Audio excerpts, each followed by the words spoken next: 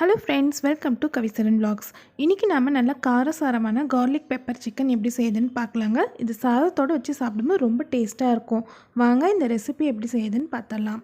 அடிகனமான கடாயில் 5 table spoon அளவுக்கு எண்ணெய் காய வச்சிடலாம். எண்ணெய் காஞ்சோன்னா 1 டேபிள் ஸ்பூன் சோம்பு, 4 பட்டைத்துண்டு, 4 லவங்கம் ஆட் பண்ணிக்கலாம். சோம்பு பொரிஞ்ச உடனே கருவேப்பிலை தழை சேர்த்துக்கலாம்.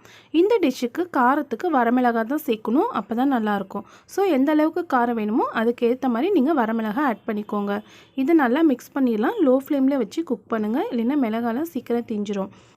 இந்த டிஷ்ஷுக்கு 1 டேபிள் ஸ்பூன் அளவுக்கு இஞ்சி நசுக்கி வச்சுருக்கிறேன், அதை இது கூட ஆட் பண்ணிக்கலாம். இதை வந்து நான் மிக்ஸி ஜார்லலாம் போட்டு அரைக்கலைங்க, இஞ்சி தனியாக பூண்டு தனியாக நசுக்கி வச்சு தான் சேர்க்குறேன். 1 டேபிள் ஸ்பூன் அளவுக்கு இஞ்சி சேர்த்ததுக்கப்புறம் இதை விட அதிகமாக 2 டேபிள் ஸ்பூன் அளவுக்கு பூண்டு நசுக்கி வச்சதை நம்ம சேர்த்துக்கலாம். நசுக்கி சேர்க்கும் போது இதோட டேஸ்ட்டு சூப்பராக இருக்குங்க. நம்ம நார்மலாக அரைச்சே தான் சேர்ப்போம். ஸோ இந்த மாதிரி ஒரு டைம் தனித்தனியாக நசுக்கி வச்சு அதை சேர்த்து பாருங்கள், சூப்பராக இருக்கும். இப்போ இஞ்சி பூண்டோட பச்சை வாசனை போகிற வரைக்கும் நல்லா வதக்கிடலாம். இஞ்சி பூண்டு வதங்கினதுக்கப்புறமா 10 சின்ன வெங்காயம் நசுக்கி வச்சுருக்கிறேன், அதை இது கூட சேர்த்துக்கலாம். இந்த வெங்காயத்தோட பச்சை வாசனையும் போகிற அளவுக்கு கொஞ்சம் நேரம் நல்லா வதக்கி விட்டுறலாம். வெங்காயம் லைட்டாக வதங்கினோன்னா 2 தக்காளி பழம் கட் பண்ணி வச்சுருக்கிறேன், அதை சேர்த்துடலாம். தக்காளி நல்லா மசிஞ்சு வர அளவுக்கு நல்லா வதக்கணும். இந்த மாதிரி தனித்தனியாக வதங்க விட்டு செஞ்சால் தான் டேஸ்ட்டு நல்லாயிருக்கும். ஸோ இப்போ தக்காளி வெந்ததுக்கப்புறம் நம்ம சிக்கன் ஆட் பண்ணிக்கலாம். தக்காளி மசிஞ்ச உடனே நம்ம எடுத்து வச்சுருக்க சிக்கன்லாம் ஆட் பண்ணிடலாம். இது வந்து நாட்டுக்கோழிங்க, அதனால் வேகிறதுக்கு நிறைய நேரம் எடுக்கும். மீடியம் ஃப்ளேமில் வச்சு இந்த சிக்கனெல்லாம் நல்லா மிக்ஸ் பண்ணி விட்டுறலாம். இந்த சிக்கனும் எண்ணெயில் கொஞ்ச நேரம் நல்லா வதங்கட்டும்.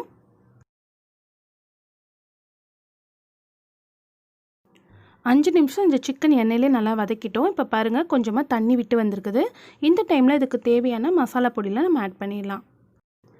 மஞ்சத்தூள் 1 டீஸ்பூன் ஃபுல்லாக ஆட் பண்ணிக்கலாம், அப்போ தான் டேஸ்ட்டும் நல்லாயிருக்கும், கலரும் கிடைக்கும்.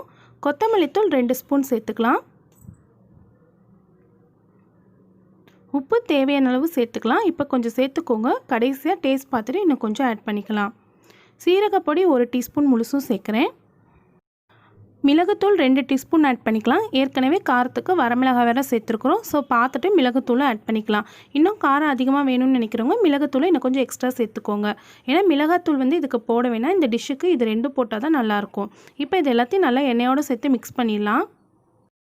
இந்த எண்ணெயிலேயே 5 நிமிஷம் நல்லா வதக்கியாச்சு. மசாலாவோடு சேர்ந்து சிக்கன் எவ்வளோ சூப்பராக இருக்குது பாருங்கள்.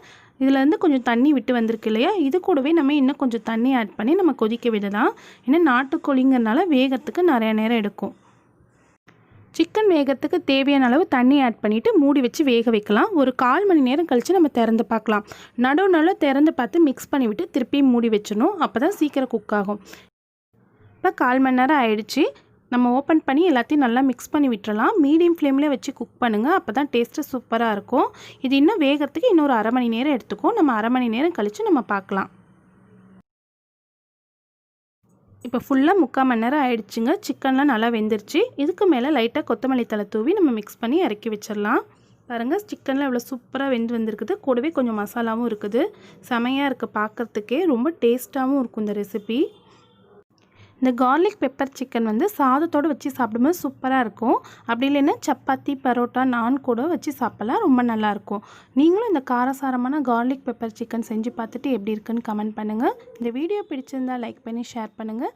மறக்காமல் என் சேனலை சப்ஸ்கிரைப் பண்ணி பக்கத்தில் இருக்க பெல் ஐக்கானை கிளிக் பண்ணுங்கள். தேங்க்யூ.